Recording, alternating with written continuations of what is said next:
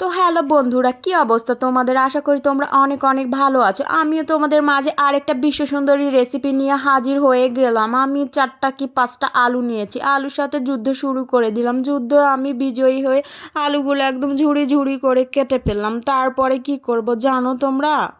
তারপরে ডালের সাথে আলুর মোলাকাত করিয়ে দেব। মোলাকাত শেষে দিয়ে দেব হলুদ, লবণ আর একটু ঝালের গুঁড়া।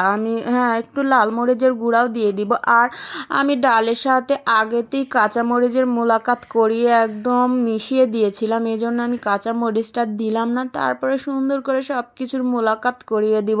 একদম সবগুলা উপকরণ মিক্সির মতন হাত দিয়ে সুন্দর করে মাখিয়ে মাখিয়ে মাখিয়ে মাখিয়ে সুন্দর করে একটা ডো তৈরি করব। তারপরে এটা তেলে সুন্দর করে ভেজে নিব, তাহলেই হয়ে যাবে আলুর চপ, বড়া, পেঁয়াজি সব। এগুলো কে কে নামে বল অবশ্যই জানাবা। তো আমরা এটা বড়াই বলি। তারপরে চামচ দিয়ে ছোট ছোট ছোট ছোট করে দিয়ে দিব তেলের মধ্যে। তারপরে হালকা আছে, একদম হালকা আছে, আঁচটা কিন্তু ধীরে দিতে হবে, জোরে দিলে এটা পুড়ে যাবে। সুন্দর করে হালকা আঁচে দিয়ে এটা ভেজে নিতে হবে, তাছাড়া আলুটা কিন্তু সেদ্ধ হবে না। তো এটা হচ্ছে নতুন আলু, সুন্দর মতো সেদ্ধ হয়ে যায়। আর এটা খেতে খেতে অনেক ভালো হয়। আপ্পিরা তোমরা কে কে বানায় খাইছো অবশ্যই আমাকে কমেন্টে জানাবে। এটা আমার দাদির রেসিপি, আগে দাদি দেখতাম যে হচ্ছে যে নতুন আলু উঠলে এটা করে।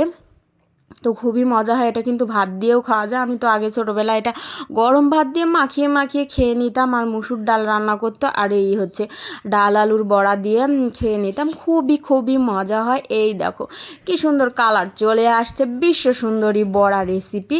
তো তোমরা কারা কারাই বিশ্ব সুন্দরী রেসিপিটা করো অবশ্যই আমাকে একটু কমেন্টে জানিও। তারপরে সুন্দর মতো তুলে নিলাম। তোমরা যারা এভাবে ভাজতে পারো না, আমার রেসিপি দেখে ভেজে নিতে পারো, আর তারপরে এভাবে তুলেও নিতে পারবে। যারা তুলতে পারো না তারাও শিখে নাও আমার থেকে, যে এইভাবে তুলতে হয় কড়াই থেকে বড়া। তোমরা সকলেই তুলতে জানো। তারপরেও আমি বলছি, আমি একজনের ভিডিও দেখলাম, একজন বলছে আমি চা রান্না করতে পারি না, আমি যে কল থেকে পানি নিয়ে চুলাতে বসিয়ে জালটা দিব সেটাও আমি পারি না। তাহলে তো হয়ে গেল আমি চা রান্না করতেও পারি না। মানে পানিটা নিয়ে কড়াই মানে চায়ের কেটলিতে দিয়ে মানে চুলা পর্যন্ত দিবে, দেওয়ার পর জালটা দিতে পারবে না, তাহলে তো চা হলো না। তার মানে কি দুই দুই চার মানে ও চাও রান্না করতে জানে না, গ্যাস যা জ্বালালে তো আর চা হবে না। তো তাদের জন্য বলছি কিভাবে এটা ভাজার পর তুলবে, পানি কিভাবে খেতে হয় তোমাদের আরেকদিন শিখিয়ে দেব। মানে আমি সব চাইতে বড় বড় রেসিপি তোমাদের দেবো, যেটা তোমরা কেউ পারো না। তারপরে একটু নুডলসও বানিয়ে নিয়েছি, কারণ চায়ের সাথে তো টা খাওয়া হবে। তো নুডলস একদম হয়েই গেছে, শেষ মুহূর্তে তোমাদের দেখাচ্ছি। সব মশলা দিয়ে নুডলসটা রেডি হয়ে গেছে। তো এখন আমি খাবো। তোমরা সবাই ভালো থাকো, আল্লাহ হাফেজ।